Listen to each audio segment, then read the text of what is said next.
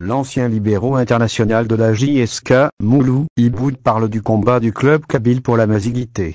Il est revenu en arrière en se remémorant les souvenirs qu'il a vécus avec ses partenaires, ses dirigeants et les supporters.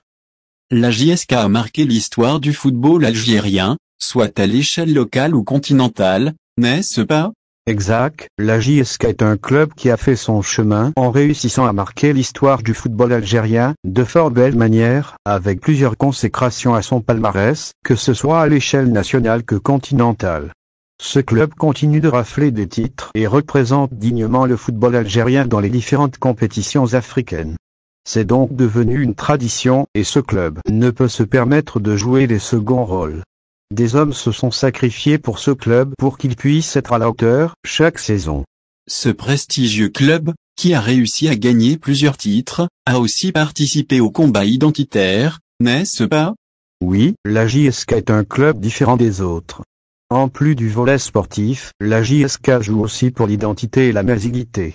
Ce club était vraiment la locomotive de ce combat identitaire, et ce, sans diminuer du rôle joué par les artistes, les écrivains et autres acteurs de la culture. Il a participé au fait que Tamazight soit connu et reconnu et par l'établissement de son statut dans le pays. On a contribué à notre façon, à l'épanouissement de la culture et de l'identité berbère.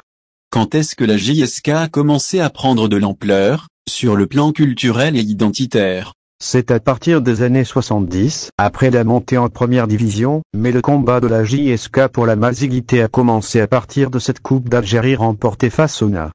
Vous savez, à notre époque, quand un joueur portait le maillot kabyle, il ressentait une grande responsabilité. Cela pesait sur nos épaules, car en plus du résultat sportif final, il fallait représenter dignement la Kabylie et la Mazigité. C'était un vrai combat qu'on menait pour donner une autre dimension à notre langue et à notre culture. J'estime que la JSK a bel et bien contribué dans ce sens. Comment avez-vous vécu ces années de combat en tant que joueur? C'était très difficile, sachant qu'à cette époque, il était très difficile pour une personne de parler kabyle, mais la JSK a pu transmettre le message, à sa manière, et mener le combat vers le succès. Et, avec les réussites qu'on lui connaît, la JSK a pris une autre dimension, pas uniquement sur le plan sportif, mais aussi sur les plans culturels et identitaires. Quel était le slogan véhiculé par l'équipe pour l'image du combat identitaire? En plus de nos résultats, on était mal vus par les autres clubs et leurs supporters, qui voyaient en nous des étrangers. Nos supporters, de leur côté, ont joué un rôle prépondérant pour l'épanouissement de la culture berbère. Et la JSK a su drainer et réunir les foules autour de ce combat. Face au NAD, lors de la finale de Coupe d'Algérie en 1977, il y avait 80 000 supporters qui chantaient des slogans pour la mazigité et l'identité. Ces derniers ont trouvé un espace d'expression pour faire passer le message. C'est grâce à la JSK que, venus des quatre coins du pays pour nous soutenir, ils ont pu passer ce noble message. Malalishmonemut, Argatametu, Jiassi Mazigan, Atsoyutamourt. C'était le slogan scandé par les milliers de supporters. C'est pour dire qu'on a été à l'avant-garde de ce combat, comme c'est le cas pour d'autres qui ont lutté chacun à sa manière, pour que Tamazight triomphe. Et qu'en est-il de ce combat en dehors du pays, lors des aventures africaines? La JSK a aussi mené ce combat en dehors des frontières, en faisant connaître notre culture.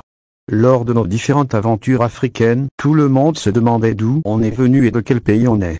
Je vais vous raconter une anecdote. En 1986, lors d'un match qui nous avait opposés aux Amalek d'Égypte, les gens nous demandaient si on était vraiment des Algériens. Ils sont allés loin en nous traitant de juifs, vu qu'on parlait une langue qu'ils ne comprenaient pas. Donc notre combat pour la mazigité a vraiment dépassé les frontières nationales, et c'est grâce à la JSK et ses consécrations que Tamazight a connu même en dehors du pays.